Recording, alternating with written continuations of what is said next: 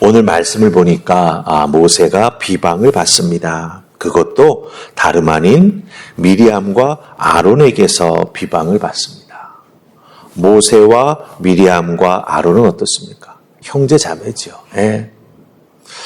미리암을 통해서 사실 모세는 생명을 건져낼 수가 있었습니다.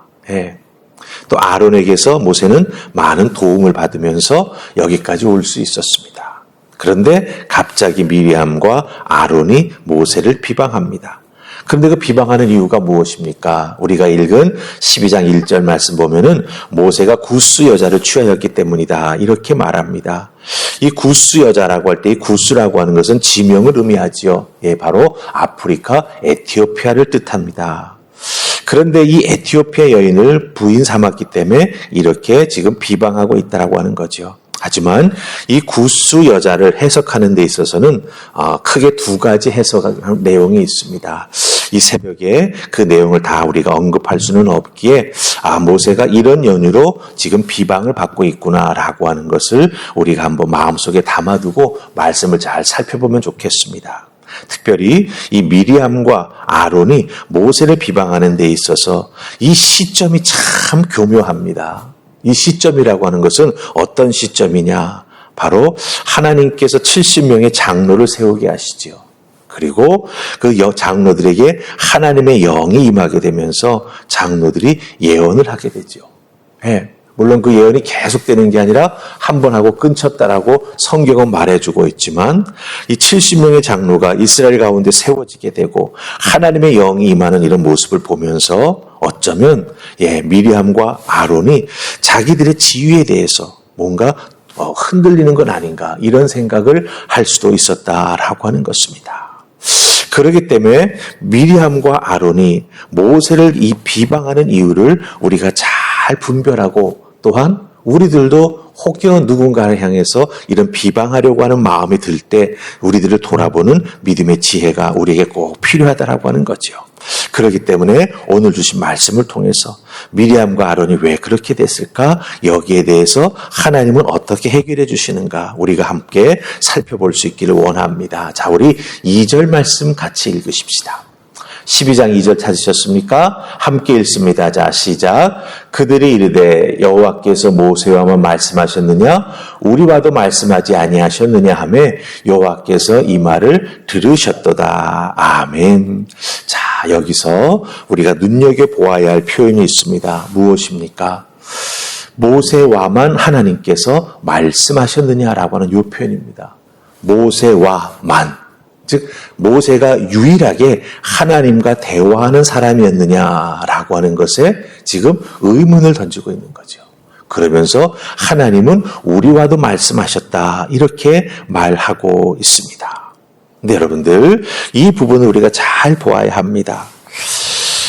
모세와만 말씀하셨느냐 우리와도 하나님 말씀하셨다라고 말할 때 이 표현은요 어떤 의미를 가지고 있는지 아십니까?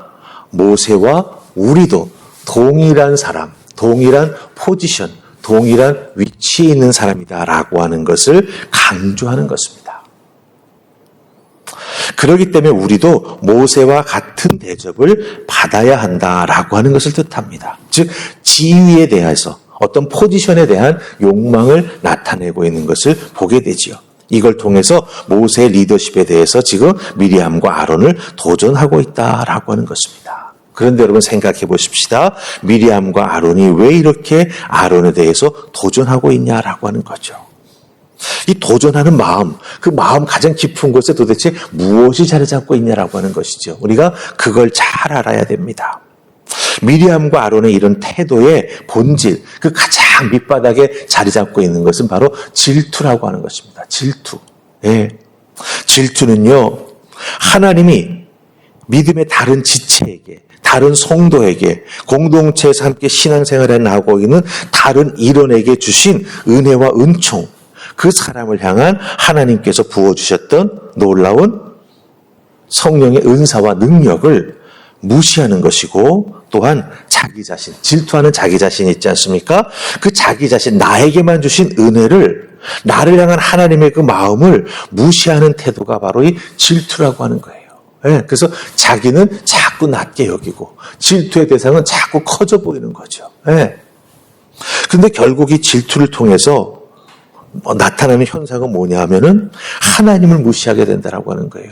하나님께서는 한 사람 한 사람 정말 하나님께서 쓰시기 원하시는 그 사람에게 특별한 은혜를 베풀어 주시기도 하고 특별한 마음을 주시기도 하고 특별한 깨달음을 주시기도 하고 또 그 일을 감당할 수 있도록 능력도 허락해 주셔서 일들을 맡기십니다. 그런데 저 사람 일과 내 일이 왜 다르냐? 이런 생각을 해 나아가기 시작하면서 질투를 느끼게 되면 결국 그것은 하나님의 은혜와 사랑, 한 사람 한 사람을 향한 하나님의 마음을 무시하는 태도가 된다라고 하는 것이죠. 여러분들 잘 기억하십시다. 신앙 공동체 안에서 시기나 질투하는 사람은요, 그 사람의 성격 때문에, 그 사람의 기질 때문에 질투하거나 시기하는 게 아닙니다.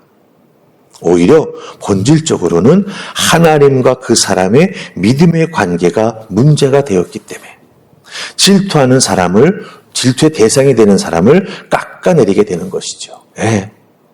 그것은 결국 하나님과 나와의 믿음의 관계가 훼손되어서 나타나는 죄의 교묘한 표현이 된다라고 하는 거예요. 그렇기 때문에 여러분들, 우리가 그 죄에 붙잡혀가지고 잘못된 길로 가서는 안 된다라고 하는 거죠. 그렇게 내가 누군가를 질투하고 시기하는 마음이 생길 때 자꾸 상대방을 깎아내리려고 하는 그런 마음이 생기고 나도 모르게 말이 그 생각에 지배받아가지고 툭툭 튀어나오고 행동으로 나타나게 될 때 탁 나를 돌아봐야 된다라고 하는 거예요. 하나님과 나 사이의 관계 속에 혹시 훼손된 부분은 없는지, 막힌 부분은 없는지, 영적으로 하나님 앞에 나는 순결한 모습으로 서고 있는지 자기 자신을 꼭 돌아보아야 한다라고 하는 것입니다. 예. 이 미리암과 아론이 왜 이랬을까? 단순히 나도 좀 모세처럼 되고 싶다? 아니라고 하는 거죠. 그 마음 가장 깊은 곳에는 하나님과의 관계가 막혀 있고 하나님의 뜻을 온전히 알지 못하기 때문에 그것이 그런 모습으로 표현되었다라고 하는 것입니다.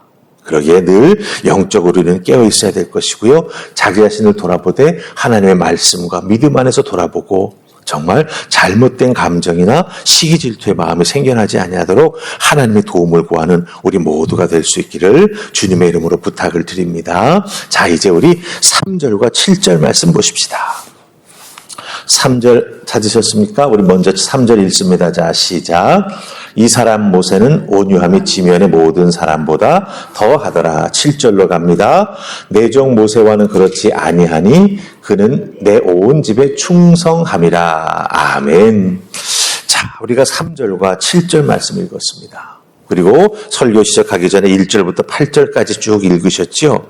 자, 여러분들 이 말씀 읽어 내려가면서 혹시 좀 이상한 거 발견하지 못하셨습니까? 이상한 점. 이렇게 미리암과 아론이 모세를 비방하는데, 그렇죠? 예. 모세는 아무 말 하지 않습니다.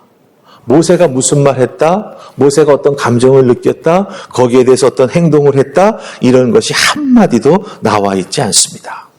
미리암과 아론의 비난에 대해서 모세는 이렇다 저렇다 한마디 말로 변명하지 않습니다. 예. 그 대신 어떤 일이 벌어지죠? 예. 모세 대신 하나님이 말씀하십니다. 하나님이 말씀하십니다.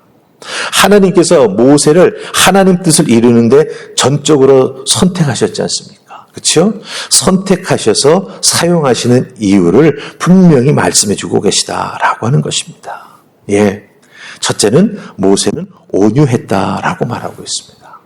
여기서 이 모세가 온유했다라고 하는 이 표현, 그리고 이 모세의 온유함은 그 지면에 어떤 사람들보다 더하였다라고 표현하는 이 표현은요, 단순히 모세의 타고난 성품이 온유했다, 그렇기 때문에 하나님 앞에서 순종함에 따랐다, 이런 거를 의미하는 게 아닙니다.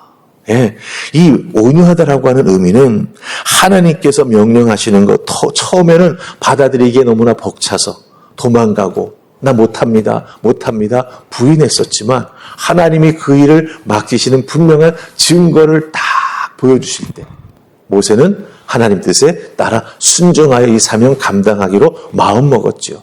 그 다음에 그 마음에 변화가 없었습니다. 오히려 이스라엘 백성들이 죄 지었을 때, 하나님이 그들의 생명을 거두려고 하셨을 때 모세는 달려가 하나님 앞에 엎드려 기도하면서 하나님 아닙니다. 아닙니다. 이 동족을 지켜주시옵소서, 용서해 주시옵소서라고 기도했던 사람이죠. 바로 이와 같은 모세의 태도가 하나님을 향한 온전히 순종하며 또 자기의 족속을 사랑하는 그 마음, 그것을 온유함으로 표현하고 있다라고 하는 것이죠. 하나님을 향한 모세의 태도가 이렇게 온유하며 충성했다라고 하는 겁니다. 이걸 하나님이 지금 인정해주고 계시다라고 하는 것이죠. 하나님을 전적으로 믿는 믿음, 그 믿음을 하나님께서 인정해 주신다라고 하는 거예요. 그렇기 때문에 7절 말씀 속에서 뭐라고 말씀하십니까? 내 종 모세는 그렇지 않다. 네. 그 모세는 내 온 집에 충성했다. 네. 하나님 말씀하신 것에 대해서 절대로 노라고 하지 아니하고 따라 나서는 믿음의 사람이었다라고 하나님이 인정해 주고 계시다라고 하는 것이죠. 하나님께서 모세를 부르시고 찾아오셨을 때 하나님을 믿고 의지하며 따라 나서는 모세의 귀한 모습을 하나님께서 인정해 주셨다라고 하나님이 바로 미리암과 아론을 향해서 말씀하십니다. 그리고 또 우리가 우리가 다 특별히 살피진 않습니다만은 8절 말씀에 보면은 뭐라고 말씀하십니까? 예. 하나님께서는 모세와 명백하게 말씀합니다. 나는 모세와 1대1로 만났다. 이렇게까지 말씀하시는 것을 우리가 보게 된다라고 하는 것이죠. 자, 여기서 우리가 오늘 말씀을 잘 정리할 수 있었으면 좋겠습니다. 중요한 것은요, 미리암이나 아론은 특별한 사람이 되는 게 아닙니다.